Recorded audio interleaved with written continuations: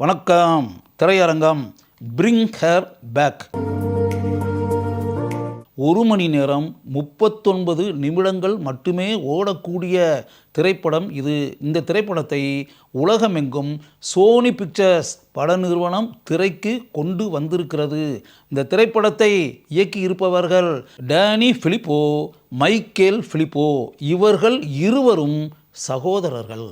Daniel Felipe bill Hensman என்பவருடன் இணைந்து இந்த திரைப்படத்தின் கதையையும் திரைக்கதையையும் உருவாக்கி இருக்கிறார். இந்த திரைப்படம் திடுக்கிடும் பல சம்பவங்களை கொண்ட ஹாரர் திரைப்படம். இந்த திரைப்படம் 17 வயது இருக்கக்கூடிய ஆண்டி என்ற சிறுவனையும் அவனுடைய தங்கையான பைப்பர் என்ற சிறுமியையும் மையமாக வைத்து உருவாக்கப்பட்டிருக்கிறது.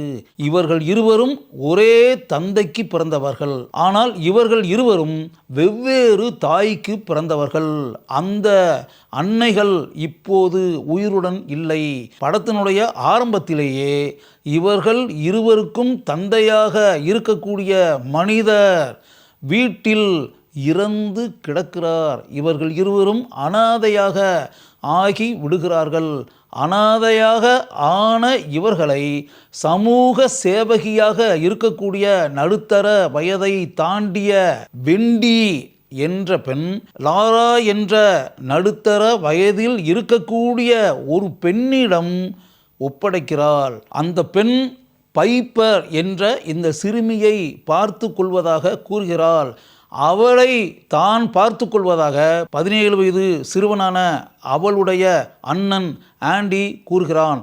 ஆனால் சட்டத்தின்படி அப்படி பார்த்து கொள்வதாக இருந்தால் 18 வயது ஆக வேண்டும். அதற்கு இன்னும் சில மாதங்கள் இருக்கின்றன. ஆண்டிக்கு 18 வயது ஆகும்போது பைப்பர் தீர்மானிக்க வேண்டும் யாரிடம் இருப்பது என்பது. அதுவரை இவர்கள் இருவரும் லாரா என்ற அந்த பெண்ணின் வீட்டில் இருக்கட்டும் என்று அந்த சமூக சேவகியான பெண் தீர்மானித்து லாராவின் வீட்டிற்கு இவர்கள் இருவரையும் அனுப்பி வைக்கிறாள். தனியான ஒரு இடத்தில் இருக்கக்கூடிய அந்த வீட்டிற்கு சென்ற பிறகுதான் இவர்கள் இருவருக்கும் மிகப்பெரிய அதிர்ச்சி உண்டாகிறது. அங்கு ஏற்கனவே மனநலம் பாதிக்கப்பட்ட ஆலிவர் என்ற சிறுவன் இருக்கிறான்.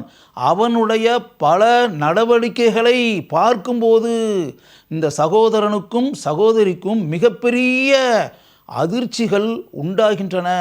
ஏற்கனவே நீரில் மூழ்கி மரணத்தை அடைந்துவிட்ட கேத்தி என்ற தன்னுடைய மகளை பற்றி லாரா அந்த இருவரிடமும் பல காட்சிகளில் கூறி கண்ணீர் விட்டு அழுகிறாள். அந்த காட்சிகள் நமக்கு முன்னால் காட்டப்படுகின்றன.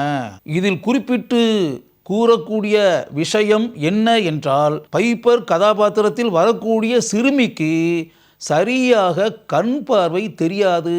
அவளுக்கு தெரிந்தவை 2 விஷயங்கள்தான். விளக்கு வெளிச்சத்தை அவளால் பார்க்க முடியும். இன்னொன்று நிறம், கலர், நிறத்தை பார்க்க முடியும். நிறத்தை பார்த்து ஒரு விஷயத்தை அவளால் அடையாளம் தெரிந்து கொள்ள முடியும். அதே போல விளக்கொளியை வைத்து ஒரு விஷயத்தை அவளால் புரிந்து கொள்ள முடியும். இந்த 2 விஷயங்களை மட்டுமே மூலதனமாக வைத்து கொண்டு திடுக்கிடக்கூடிய சம்பவங்கள் நடைபெறுவதை அவள் எப்படி பார்க்கிறாள், உணர்கிறாள் என்பதை படம் முழுக்க காட்டியிருக்கிறார்கள். ஆரம்பத்தில் நம்முடைய நல்ல மதிப்பை பெறக்கூடிய லாரா கதாபாத்திரம் பின்னர் வரக்கூடிய காட்சிகளில் எந்த அளவிற்கு சிறிதும் எதிர்பாராத கதாபாத்திரமாக, எதிர்மறை கதாபாத்திரமாக மாறுகிறது என்பதை பார்ப்பதே ஒரு வித்தியாசமான அனுபவமாக இருக்கிறது. இறந்துவிட்ட தன்னுடைய மகளின் உடலை குளிர்சாதன பெட்டிக்குள் இன்னும் அந்த வீட்டில் அவள் வைத்திருக்கிறாள் என்று காட்டப்படும்போது நமக்கு உண்டாகக்கூடிய அதிர்ச்சியை வார்த்தைகளால் விவரித்து கூற முடியாது. அதே போல அந்த வீட்டில் அவள் அறைக்குள் பூட்டி வைத்திருக்கக்கூடிய ஆலிவர் என்ற அந்த சிறுவன் தான் பார்க்கக்கூடிய எதுவாக இருந்தாலும் அதை மென்று கடித்து சாப்பிடக்கூடிய குணத்தை கொண்டவன் என்பதை காட்டும்போது நாம் ஆச்சரியத்தின் உச்சிக்கே சென்று விடுகிறோம். இன்னும் கூறுவதாக இருந்தால், அவன் தன்னுடைய சரீரத்தில் இருக்கக்கூடிய ஸ்கின், தோல், அதையே கடித்து மென்று சாப்பிடுகிறான். அதையும் தாண்டி இறந்து குளிர்சாதன பெட்டிக்குள் இருக்கக்கூடிய கேத்தியின் உடலை அவன் கடித்து சாப்பிடுகிறான் என்றொரு காட்சி வருகிறது.